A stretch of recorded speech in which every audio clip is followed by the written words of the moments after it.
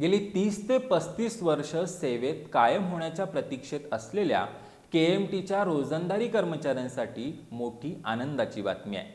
महानगरपालिका परिवहन उपक्रमाच्या वाहतूक विभागातील रिक्त चालक आणि वाहक पदांवर पात्र रोजंदारी कर्मचाऱ्यांना सेवेत कायम करण्याच्या प्रस्तावाला शासनाने मान्यता दिली आहे।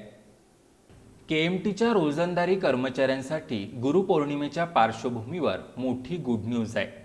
गेली तब्बल 30 ते 35 वर्ष सेवेत कायम होण्याच्या प्रतीक्षेत असलेल्या रोजंदारी कर्मचाऱ्यांना आता न्याय मिळण्याचा मार्ग मोकळा झालाय। महानगरपालिका परिवहन उपक्रमाच्या वाहतूक विभागातील रिक्त असलेल्या चालक आणि वाहक पदांवर बदली प्रतीक्षा यादीवरील ज्येष्ठ तसंच विनियमातील तरतुदीनुसार पात्र ठरणाऱ्या रोजंदारी कर्मचाऱ्यांना सेवेत कायम करण्याच्या प्रस्तावाला शासनाने मान्यता दिली आहे। उपमुख्यमंत्री एकनाथ शिंदे यांनी याबाबत नगरविकास विभागाचे मुख्य सचिव के.एच. गोविंदराज यांना सूचना दिल्या असून त्यांच्या स्वाक्षरीने आज किंवा उद्या शासन निर्णय जाहीर होणार असल्याची माहिती आमदार राजेश क्षीरसागर यांनी दिली आहे।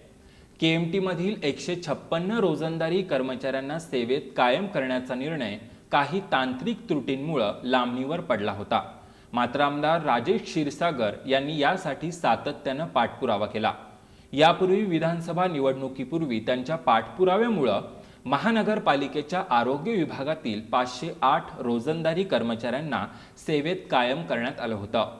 तसंच केएमटी कर्मचाऱ्यांना 7वा वेतन आयोग लागू करण्यासाठीही आमदार क्षीरसागर यांनी पाठपुरावा केला होता। गेली 35 वर्षे सेवा करूनही नोकरीत कायम होत नसल्याची खंत या कर्मचाऱ्यांना होती। अखेर शासनाच्या या निर्णयामुळे त्यांच्या सेवेला स्थैर्य मिळण्याचा मार्ग मोकळा झालाय।